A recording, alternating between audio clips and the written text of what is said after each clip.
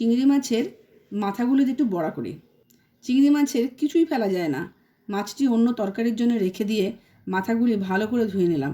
এবার অন্য উপকরণগুলি গুছিয়ে নেওয়ার পালা। মসুরির ডাল ছোট 1 কাপ মতো নিয়ে পেস্ট করে নিতে হবে, কিন্তু একদম মিহি করে নয়।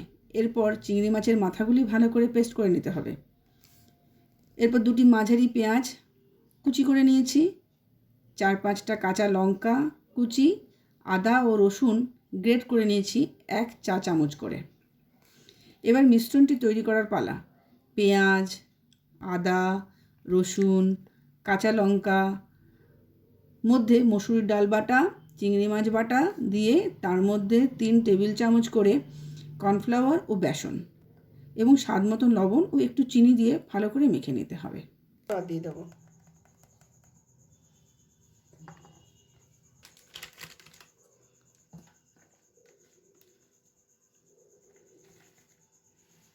দিয়ে দেবো।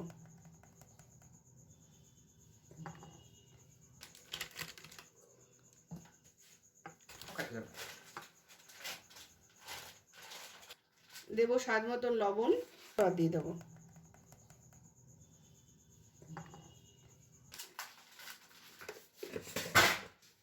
অল্প একটু হলুদ,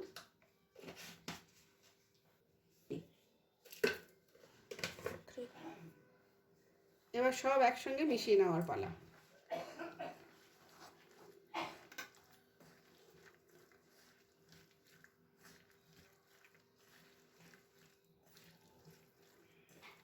দিয়ে দেবো।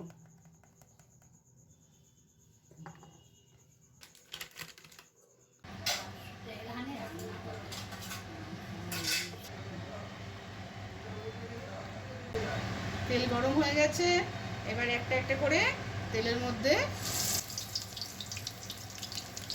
মাছের মাথা বাটা বড়াগুলো ছেড়ে দেবো।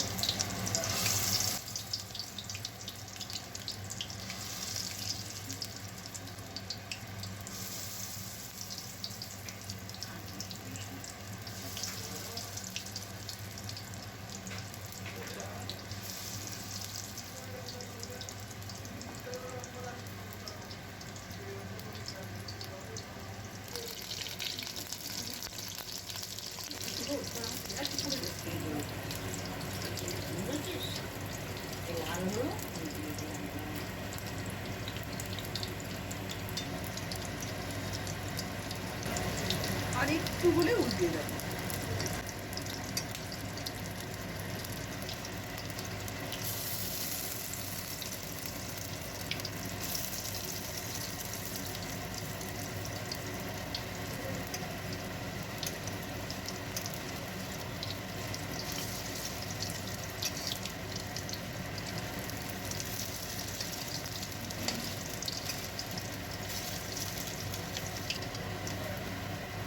আর একটু হবে।